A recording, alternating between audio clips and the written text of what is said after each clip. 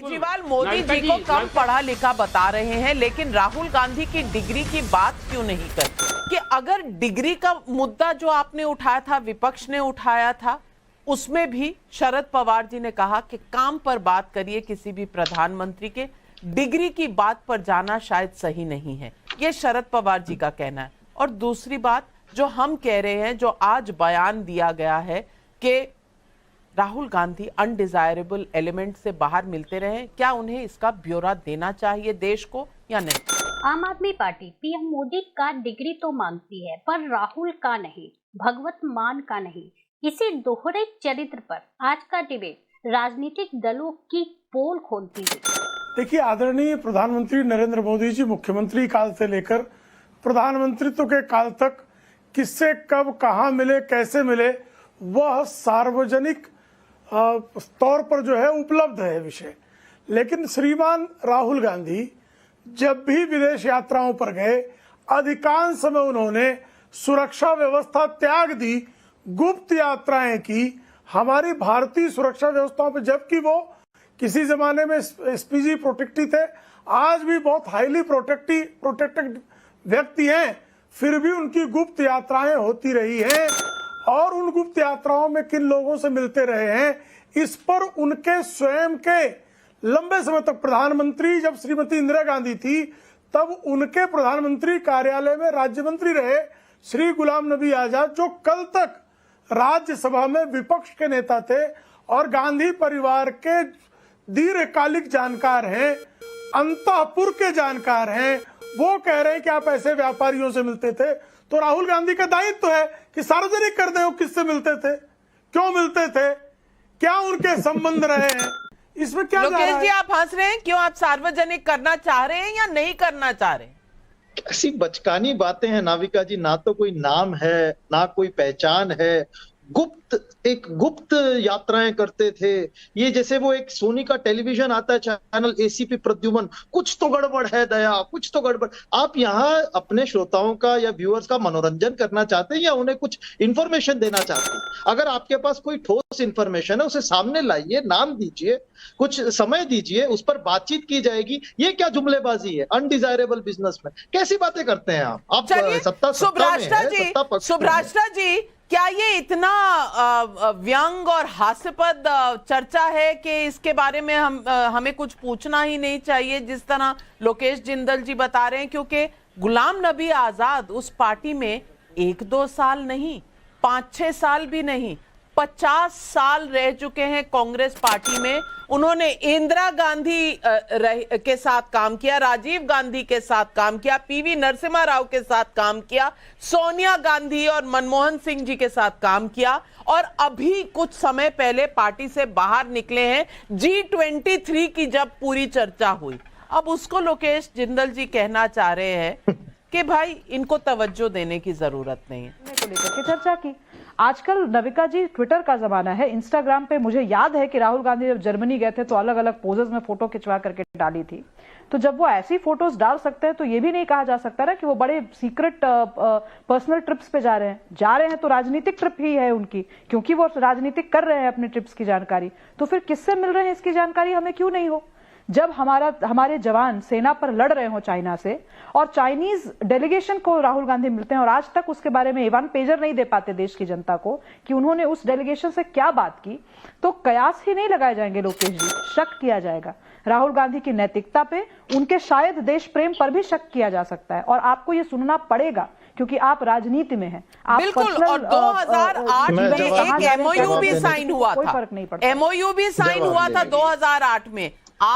आपकी सरकार आरटीआई लाने वाली सरकार थी भाई, आरटीआई के जरिए बता दीजिए क्या है उस एमओयू में, पब्लिक कब से पूछ रही है। सवाल 2 है, एक कि अगर डिग्री का मुद्दा जो आपने उठाया था, विपक्ष ने उठाया था, उसमें भी शरद पवार जी ने कहा कि काम पर बात करिए किसी भी प्रधानमंत्री के, डिग्री की बात पर जाना शायद सही नहीं है, ये शरद पवार जी का कहना है। और दूसरी बात जो हम कह रहे हैं, जो आज बयान दिया गया है कि राहुल गांधी अनडिजायरेबल एलिमेंट से बाहर मिलते रहे, क्या उन्हें इसका ब्यौरा देना चाहिए देश को या नहीं? दोनों सवालों का जवाब आपसे चाहूं। नविका जी, राहुल गांधी का सवाल आप कांग्रेस से पूछें तो बेहतर रहेगा। मैं इतना बता सकती हूँ कि जो पार्टी हमें बताती है कि क्या खाना है, कहाँ जाना है, किस रंग का कपड़ा पहनना है, हमारे निजी फैसलों पे हमेशा उनका संशोधन रहता है, तो उस पार्टी की जब हम डिग्री मांगते हैं, पीएम की जब हम डिग्री मांगते हैं, तो वो प्राइवेट मैटर कहकर ये डिग्री नहीं दिखाते। और ये डिग्री क्यों इंपॉर्टेंट हो जाती है नविका जी? क्योंकि आप हमारी कितने सारे जो अभी पॉलिसी डिसीजंस देखिए। आज अर्थव्यवस्था का हाल ये है कि अगर आप 25,000 रुपया कमाते हैं महीने का तो आप देश के टॉप 10% में आते हैं। ये तो सरकार का आंकड़ा है कि हालत ऐसी कर दी है कि 81 करोड़ लोग अनाज, सरकारी अनाज पे मोहताज है। तो ये अर्थव्यवस्था कर दी है, ये एक फेल्ड पॉलिसी ही मानी जाएगी। इसलिए क्या ये कम पढ़े लिखे प्रधानमंत्री की फेल्ड पॉलिसी का नतीजा है कि ऐसा हुआ? जब चाइना की इंट्रूजन की बात सुनते हैं तो टिकटॉक बैन हो जाता है। तो इसलिए इंपॉर्टेंट हो जाता है कि क्या ये कम पढ़े लिखे प्रधानमंत्री की फेल्ड नीति का परिणाम है क्या? तो ऐसे बहुत सारे डिसीजंस आपने लगातार हमने देखे हैं। तो ये बहुत इंपॉर्टेंट हो जाता है कि प्रधानमंत्री की डिग्री सार्वजनिक हो, और हम लगातार इसकी मांग इसीलिए कर रहे हैं क्योंकि जो आज देश की हालत है, चाहे वो 11 लाख करोड़ माफ कर देना, चाहे हम जेपीसी की डिमांड कर रहे हैं। जेपीसी जो कोर्ट में चल रहा है, मैं डिस्टिंक्शन ड्रॉ कर दूं कि जेपीसी जो committee, supreme court monitored committee है, वो इस बात की जांच कर रही है कहीं कोई रेगुलेटरी फेलियर तो नहीं हुआ। वो एक अलग चीज है। वो इस बात की जांच नहीं कर रही कि 42,000 जो ऑफशोर कंपनी में, अडानी की कंपनी में लगा और जो पैसा यहाँ इंडिया में अडानी की कंपनी में आया वो किसका पैसा था? वो उग्रवादियों का पैसा था, वो भाजपा का पैसा था, वो किसी कमीशन खोरी का पैसा था। तो इस वजह से एक जेपीसी कॉन्स्टिट्यूट करना इंपॉर्टेंट हो जाता है और जरूरी हो जाता है कि एक पढ़े लिखे प्रधानमंत्री हो, ताकि ये सारे इंपॉर्टेंट डिसीजन के बाद प्रेम शुक्ला जी बताइए कौन सा गुजरात का हाई कोर्ट इस बात का साक्षी है। घर आए पर डिग्री मांग लो तो निजी मामला है। भाई जरा आराम से। मैं आपके बीच में नहीं चीख चिल्ला रहा था, और मैं इस चैनल पे चीखने चिल्लाने नहीं आया हूं। एक इस देश के अत्यंत प्रतिष्ठित समाचार समूह है टाइम्स ऑफ इंडिया, उसका चैनल है। भारत का जो समाचार जगत है उसकी गंगा है, थोड़ा सा पवित्रता रखें। एक दूसरे पर चीखने से कुछ हासिल नहीं होगा। देखिए, मुद्दे की बात एक है कि गुजरात हाई कोर्ट ने दिल्ली के मुख्यमंत्री श्रीमान अरविंद केजरीवाल, जो झूठ बोलने के लिए कुख्यात हैं, 15 लाख रुपए मेरे अकाउंट में आ गया, आपके में आया, कान पकड़कर अदालत में माफी मांग चुके हैं। फिर जरा इनको सी प्लेन उड़ गया। अच्छा, एक मिनट, ठीक तरीका नहीं है। एक करके प्रियंका जी गौर से सुन रहा था। हाँ, प्रेम आप शुक्ला, इनसे एक आंकड़ा पूछ लीजिए, 25,000 अगर आज कमाते हैं महीने का, ये बात सच है कि नहीं कि वो टॉप 10% में आते हैं? चलिए एक सवाल का जवाब दे दें, उसके बाद दूसरा सवाल। प्रेम शुक्ला जी अपनी बात करिए। तो गुजरात हाईकोर्ट ने बाकायदा यह निर्णय सुनाया कि प्रधानमंत्री जी की डिग्री गुजरात यूनिवर्सिटी के साइट पर सार्वजनिक तौर पर उपलब्ध होने के बावजूद कोर्ट का समय खराब करने में श्रीमान अरविंद केजरीवाल जुटे हैं, जो झूठ बोलने के लिए कुख्यात हैं, ये लोग जानते हैं। और वो श्रीमान नितिन गडकरी के सामने कान पकड़कर कोर्ट में माफी मांग चुके, स्वर्गीय अरुण जेटली के समक्ष जो है कान पकड़कर माफी मांग चुके, कपिल सिब्बल के समक्ष उन्होंने कान पकड़कर माफी मांगी। ऐसा एक झूठा व्यक्ति समय नष्ट कर रहा है, तो उस पर अनावश्यक जो, और कर क्यों नष्ट रहा है? क्योंकि उसको पता है कि उसने पाठशाला के बगल मधुशाला जिस तरह से खोला और उसमें जिस तरह का भ्रष्टाचार किया, उसमें जिस तरह से स्वयं अब जो है स्पेशल ऐसा भ्रष्टाचार उस पॉलिसी से हर जगह रेवेन्यू हुआ, चाहे दिल्ली हो चाहे पंजाब हो। रही है कि सूत्रधार जो है शराब घोटाले में सैकड़ों करोड़ रुपए के लेन देन का सूत्रधार केजरीवाल जी के सहायक मनीष सिसोदिया थे, और कैबिनेट में ये पारित हुआ था शराब घोटाला। 504 करोड़ का घोटाला है आपकी ओडीएफ स्कीम में मध्य प्रदेश में, सबूत नष्ट किए गए थे। तो वो जानते हैं कि दरवाजे पर खड़े हैं जेल के, तो जेल के दरवाजे पर खड़ा व्यक्ति किसी भी तरह का जो है कोलाहल कर सकता है, लेकिन उस कोलाहल को आपने तो आज तक सॉरी नहीं बोली प्रियंका चतुर्वेदी जी को, जो आपने टीवी में कहा था। बारंबार इस देश की व्यवस्था ने पाया है, और न्यायपालिका में जाकर वो कान पकड़कर माफी मांगने के बाद भी एक अभ्यस्त अपराधी। केजरीवाल मोदी जी को कम पढ़ा लिखा बता रहे हैं, लेकिन राहुल गांधी की डिग्री की बात क्यों नहीं करते? आप बताइए प्रियंका कक्कड़ जी, इसका जवाब दीजिए दर्शक को। नविका जी, अब मोदी जी हैं जो बाहर जाके कह रहे हैं कि कितना दुर्भाग्य है पिछले जन्म में अगर भारत में पैदा हुए।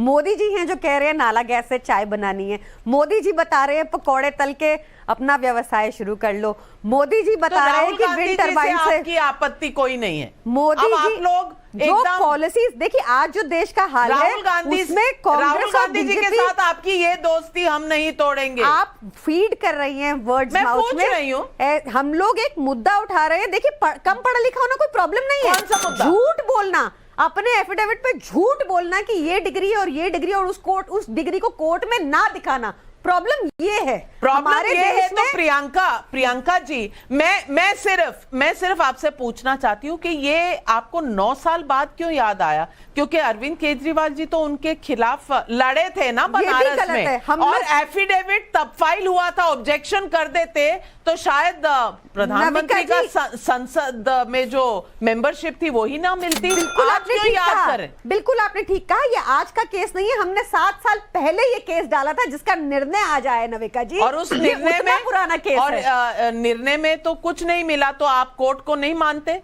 फाइन लग गया। देखिए अरविंद केजरीवाल जी को तो फाइन लग गया ना। पहले ये बात कही, मैं फिर ये कह रही हूँ, अगर आप मुझे बता सकते हैं, मेरे निजी मामलों में दखलंदाज कर सकते हैं कि किससे प्यार करना और क्या कपड़ा पहनना है, तो मैं अगर डिग्री मांग रही हूँ तो आप डिग्री क्यों नहीं कोर्ट में दे सकते? कोर्ट जाइए ना, ये कोर्ट तो गए थे ना, ये डिग्री दिखाने से छूटे। कोर्ट जाइए, अगर आपको कोई कपड़े भी पहनने के लिए कह रहा है तो आप कोर्ट जाकर चैलेंज कर सकती है। और आप वकील हैं, दखलंदाज नहीं देना चाहिए। वकील हैं, आपको अगर ऐसा कोई कह रहा है तो आपको जरूर कोर्ट जाना चाहिए। आपको सरकार का काम है मुझे रोजगार देना, ना कि बताना मैं क्या कपड़े पहनूं और कौन से टाइम पे घर वापस आऊं। सरकार ने हमें भी बता दीजिए ना।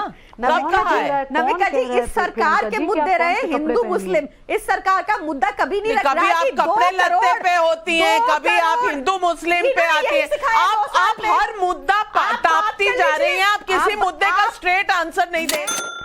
अडानी मामले पे जेपीसी गठित करने के विपक्ष की मांग को गलत बताने वाले एनसीपी के मुखिया शरद पवार अब अपने रुख से पलट गए हैं। उन्होंने मंगलवार को कहा कि विपक्ष की एकता के लिए यदि यह जरूरी है तो मैं जेपीसी का गठन का विरोध नहीं करूंगा। शरद पवार ने एक टीवी चैनल से बातचीत में कहा कि विपक्षी दल मेरे दोस्त हैं, यदि जेपीसी की जांच पर अड़े हैं तो फिर एकता के खातिर मैं उनका विरोध नहीं करूंगा। मैं उनके विचार से सहमत नहीं हूँ, लेकिन यह तय करने के लिए हम विपक्ष के तौर पर एक है। मैं उनका साथ दूंगा, पर हम जेपीसी की जांच को लेकर जिद नहीं करेंगे। शुक्रवार को शरद पवार के एक बयान को लेकर खासा विवाद हो गया था और विपक्षी दलों ने सवाल उठाए थे। शरद ने कहा था कि जेपीसी के गठन का कोई अर्थ नहीं है, क्योंकि समिति में भाजपा ही बहुमत में होगी और विपक्षी दल अल्पमत में रहेंगे। पवार ने कहा कि जेपीसी का गठन संसद में राजनीतिक दलों की सदस्य संख्या के आधार पर होता है। भाजपा के 200 से अधिक सांसद हैं और 21 सांसदों वाली जेपीसी में उनके अधिकतम सदस्य होंगे। विपक्ष के 5 या 6 सदस्य ही इसमें रहेंगे।